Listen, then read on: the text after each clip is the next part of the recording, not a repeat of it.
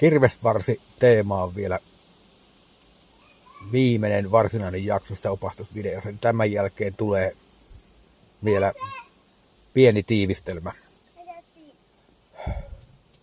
Tää on jo monta viikkoa vanha, mutta ei ole tullut laitettua tänne YouTubeen. Mutta siinä sitä herkkua nyt sitten on. Tällä kertaa ja tässä vaiheessa ollaan päästy jo tähän itse varttamiseen. Että tässä nyt on rekvisiittaa.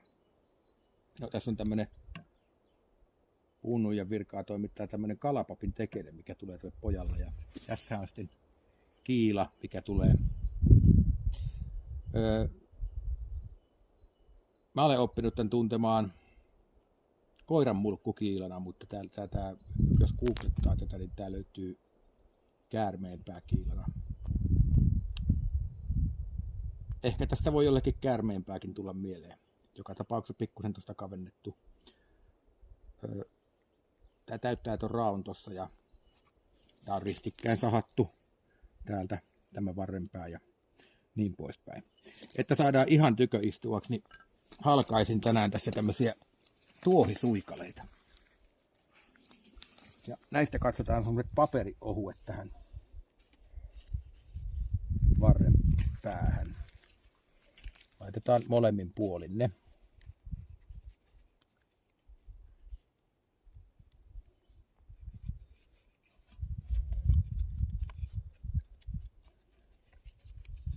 Tämä käy tähän näin päin ja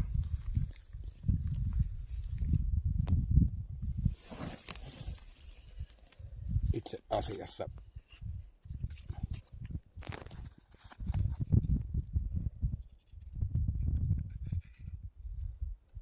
kavennetaan ihan vähän.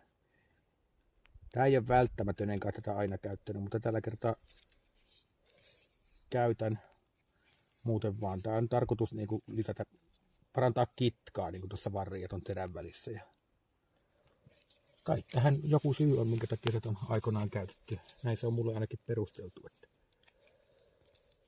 lisää sitä kitkaa.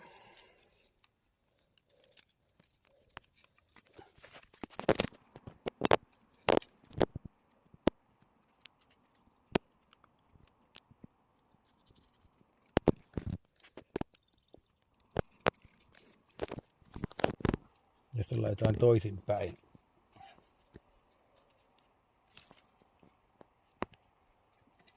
Toiset.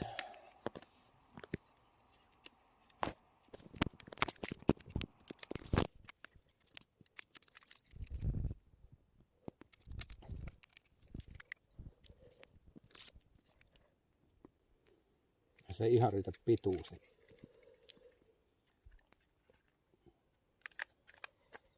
Käytin paria eri. Niin, ja nyt sitten laitetaan tämä terä tänne.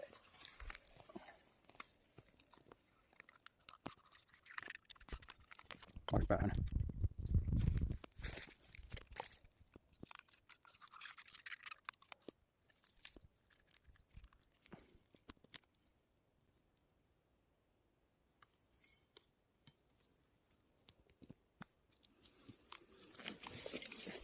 Sitten kopsautetaan tosta.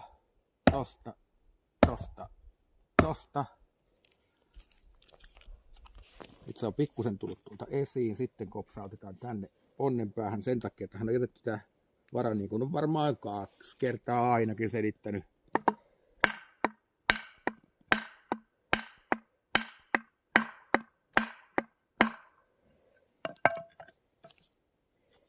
No niin, nyt se varrenpää tuli tuolta selvästi esiin.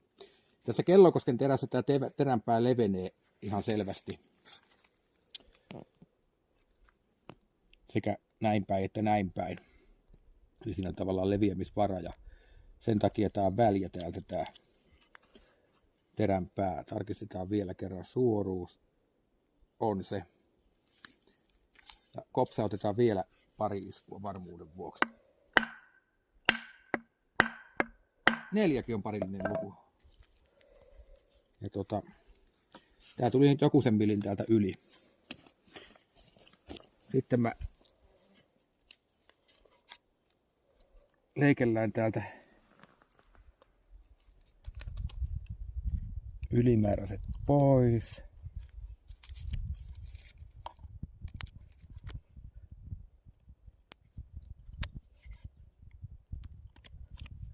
Ja täältä samaten.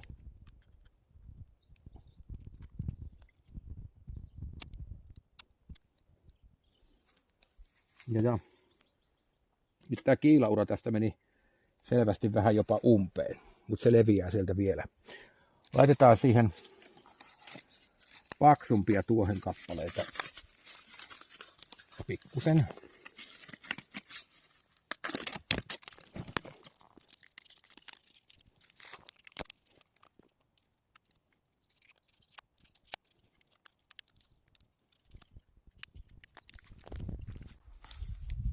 Ja toiselle puolen kanssa.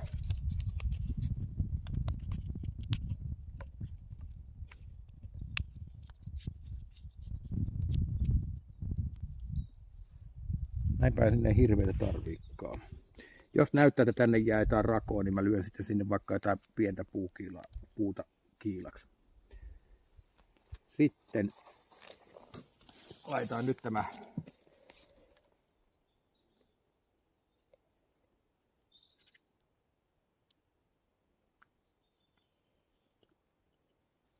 mainittu kuiva tänne keskelle.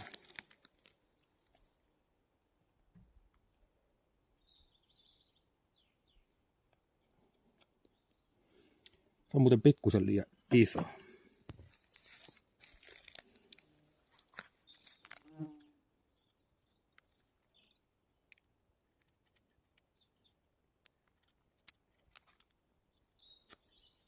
Niin tämä kiilapuu on siis männyn sydänpuuta. Oli sydämestä sahattuja lautoja muutama.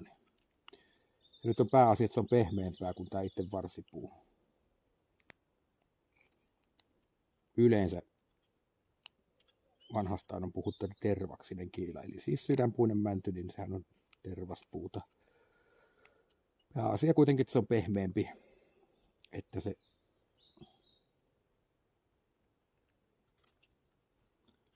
sitten oikeasti täyttää kolon ja kiilaa.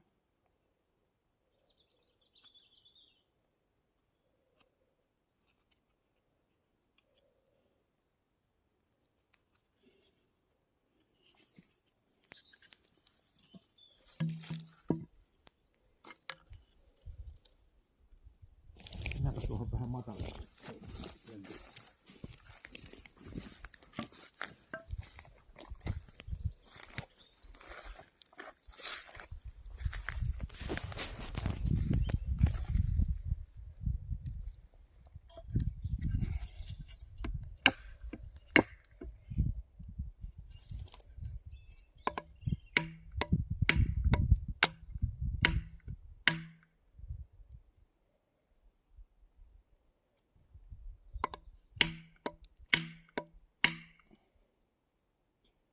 Vielä sen sentin verran pitäisi mennä tuonne, niin sitten se on aika hyvä. Se on siis reilu 5 senttiä syvä toi lovi. Tää on 5 senttisen merkkiä.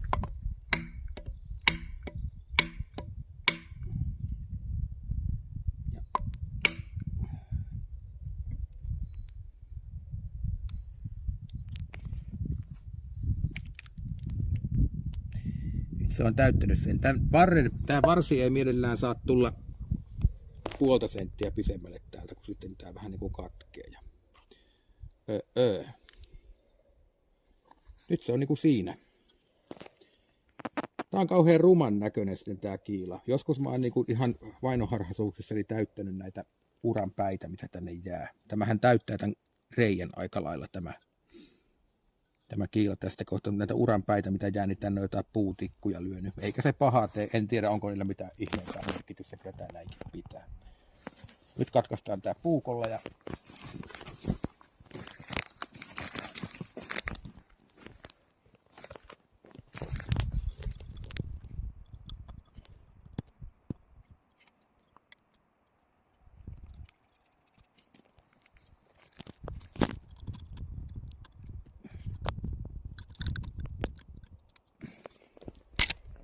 Noin.